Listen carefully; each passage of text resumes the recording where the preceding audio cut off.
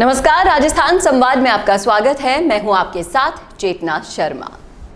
राजस्थान के मुख्यमंत्री अशोक गहलोत कहते हैं कि भाजपा की केंद्र सरकार अच्छे दिन के वादों के साथ सत्ता में आई थी, लेकिन अब वो अपने वादों को पूरा करने में असफल हो चुकी है। उन्होंने कहा कि अच्छे दिन आएंगे से अच्छे दिन कहां गए की स्थिति में ये सरकार आ चुकी है। मुख्यमंत्री ने आगे कहा कि भाजपा 2014 से पहले कहती थी कि बहुत हुई महंगाई की मार, अब की बार मोदी सरकार। लेकिन आज पेट्रोल, डीजल, रसोई गैस, सब्जियां, खाद्य तेल, कपड़े, दूध, दवाइयां, मोबाइल, टीवी रिचार्ज, राष्ट्रीय राजमार्ग पर टोल टैक्स इतने महंगे हो गए हैं कि आम जन की कमर ही टूट गई है।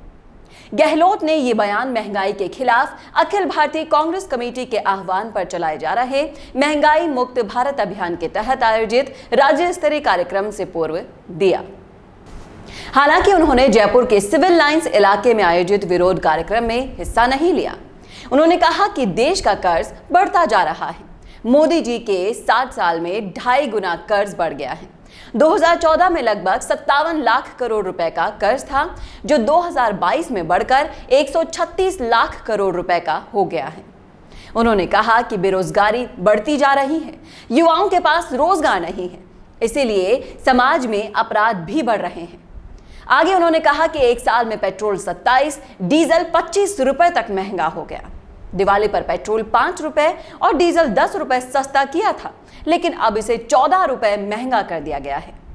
सिविल लाइंस फाटक पर आयोजित कार्यक्रम को संबोधित करते हुए पूर्व उप मुख्यमंत्री सचिन पायलट ने कहा कि केंद्र सरकार की आर्थिक नीतियां देश को खोखला कर रही हैं। महंगाई ने आम आदमी की कमर तोड़ दी है। पायलट ने कहा कि भाजपा सरकार में पिछले 7 सालों में जो पेट्रोल डीजल के बढ़े हुए दाम देख रहे हैं, उनमें से अधिकांश सेस के रूप में वसूली की गई है और उस सेस का पूरा पैसा केंद्र सरकार की जेब में जा रहा है। केंद्र सरकार ने केवल पेट्रोल डीजल पर लगाए गए सेस के माध्यम से 1,28,000 करोड़ रुपए कमा लिए हैं।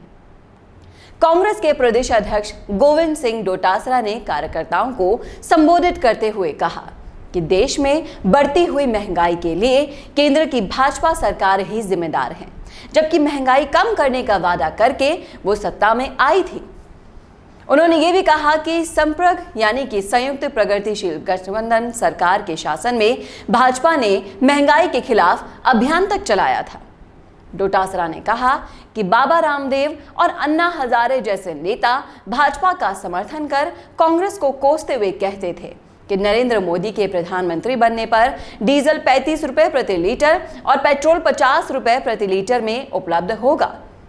उन्होंने कहा कि भाजपा नेता सीमेंट, लोहा, कपड़ा और खाद्य सामग्री को सस्ता करने की बात करते थे, जबकि भाजपा शासन में इसके उलट सभी आवश्यक वस्तुओं के दाम बेतहाशा बढ़ रहे हैं। उन्होंने ये भी कहा कि प्रधानमंत्री नरेंद्र मोदी कांग्रेस से 70 साल के शासन का हिसाब मांगते थे, लेकिन अपने शासनकाल का हिसाब जनता के समक्ष पेश नहीं कर पा रहे हैं। वहीं कांग्रेस प्रदेश अध्यक्ष ने भाजपा सरकार पर आरोप लगाते हुए ये भी कहा कि सेना के शौर्य के पीछे छिपकर पुनः सत्ता में आ गए और जनता के मुद्दों से मोदी सरकार ने मुंह मोड़ लिया है। उन्होंने कहा कि बेरोजगारी दूर करने, किसानों की आय दोगुनी करने, महंगाई को कम करने और भ्रष्टाचार को समाप्त करने के मुद्दे पर भाजपा ने बिल्कुल भुला दिए हैं। उन्होंने कहा कि संप्रग सरकार को महंगाई के नाम पर बदनाम करने का अभियान भाजपा ने जरूर चलाया था, लेकिन केंद्र में भाजपा सरकार बनने के बाद ही भाजपा नेताओं ने जनता के हितों पर कुठाराघात करने का कार्य किया है। डोटासरा ने आगे बढ़ते हुए कहा कि भाजपा सरकार ने अपने शासन में किसानों को खून के आंसू रुलाए। किसानों की आमदनी दोगुनी करने के बजाय कृषकों की आमदनी को आधा कर दिया और तो और महंगाई को 10 गुना तक बढ़ा दिया है।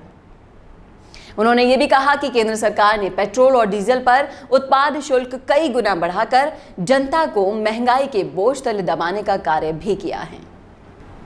आपका क्या कहना है हमारी इस रिपोर्ट पर कमेंट करके जरूर बताइएगा कमेंट बॉक्स में। साथ ही ऐसी ही और रिपोर्ट्स के लिए देखना ना भूलेगा राजस्थान संवाद। नमस्कार।